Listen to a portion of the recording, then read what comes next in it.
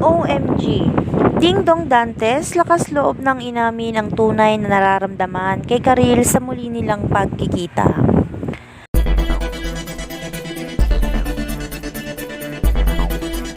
Mainit na pinag-uusapan ngayon sa mundo ng showbiz ang muling pagkikita ng dating magkasintahan Dingdong Dantes at Karil Padilla, kung saan sa isang segment ng Showtime ay dito sila muling nagkaharap.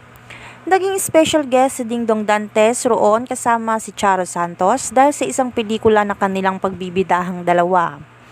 Ngunit hindi nga nakaligtas sa mga osyosyong netizen ang dating tagahanga nila Karil at Dingdong, nang muling manambalik ang kilig sa kanila ngayong muling pagkikita. Ayon sa ilang netizen, kahit ilang taon na rin daw ang lumipas mula nung magkahiwalay ang mga ito ay may natitira pa ring kilig sa kanilang dalawa, lalo na nang magsama ang mga ito sa parehong entablado. Makikita rin daw sa mukha ngayon ni Karil ang saya sa mga mata nito sa muling pagkikita nila ni Dingdong Dantes. Matatandaan noon sa isang naging interview kay Karil ay natanong ito kung handa na ba raw ito na makita muli si Dingdong Dantes. Hindi kasi maikakaila noon na labis ang naging panghihinayang nito nang magkahiwalay sila ni Dingdong. Naging sagot naman ni Karil ay darating raw ang tamang panahon para doon. At nangyari na nga ito, kung saan ay taas noong na itong nakakaharap dito at panatag na ang kalooban sa naging kapalaran ng kanilang buhay.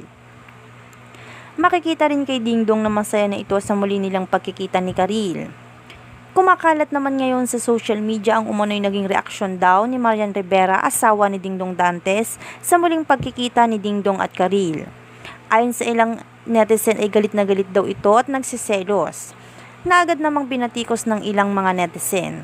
Napaka-OA naman daw ni Marian kung magseselos pa ito at ganito pa ang kanyang iaasal.